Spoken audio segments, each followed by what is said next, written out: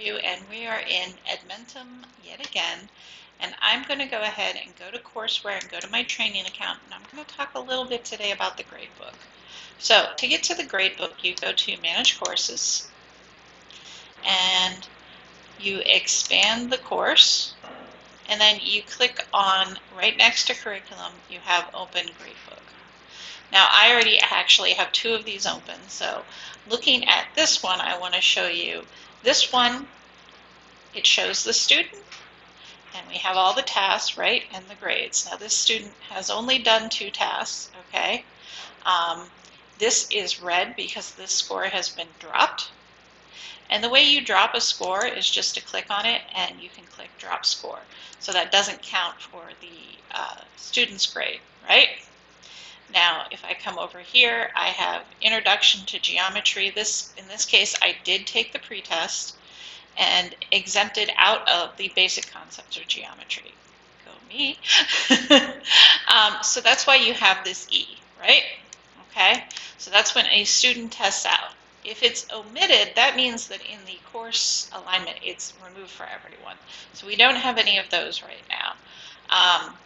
The non-weighted score. So this gray right here means that this score is not weighted because it's the pretest. So it lets me test out of things, but it's not actually weighted into the score.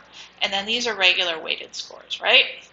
Now I want to show you, I went ahead and for this class, I gave Demoson some grades. And notice now all of those are in circles because they're omitted scores, right? And I could go in and drop this score or edit this score very easily, right? So I can change this to 70. And that is basically how you grade. Pretty simple, right? Or basically how you change a grade. Now, one thing that you can do here is you can add notes, okay? So I can go ahead and click Notes, and I can also get these reports, a gradebook report, a category summary report, student curriculum details. Student curriculum details is pretty much like our old school course view, right? And this is where you can see the student work and where they're at, and it's really a nice view, and it's, in my opinion, a little bit easier to read on screen than the old school courseware view. These statuses, we get the number of tries, we get the score. Let me go to this one and show you this one, because this is going to have something slightly different, because this one I actually was doing the geometry. So you can see that I had 1 attempt and I got a 50%. And then you can see that on the discussion, I went into it twice and it hasn't been graded.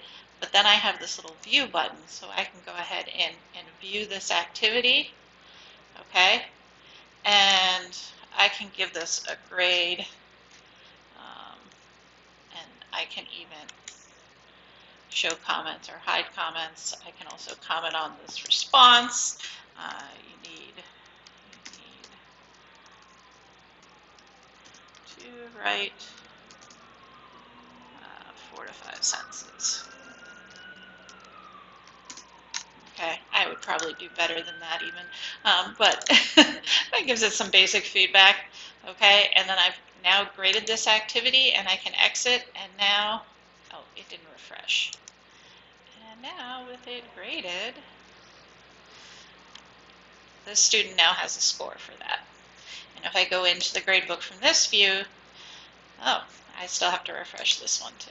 So it doesn't automatically refresh. But if I go into the gradebook for this view, now we have the 60%, although this has been a drop score. Okay? So there's a lot to this gradebook, but it is really powerful. Remember that this is one view, but you can also go to it and view the student curriculum details and grade and change stuff here, right? So when a student turns in a work, you can go into it from here, and you can also do reports on their pretest. I'm sorry, now I just got distracted by new things, and I probably covered enough in this video, so I am going to stop with this, but you can see how much information we have, including the number of attempts, which I really like to know. Well, somewhat. This is the number of times that I've gone into this. This is not actually the number of times that I did the introduction to geometry, because it took me a while to get through the tutorial. Okay. This learner assessment report, this gives me information about the pretest and shows how I scored on the pretest and what it exempted me out of. That's pretty cool. That also might give you some things to drive instruction, things you might want to work with students on. So that's awesome. Okay.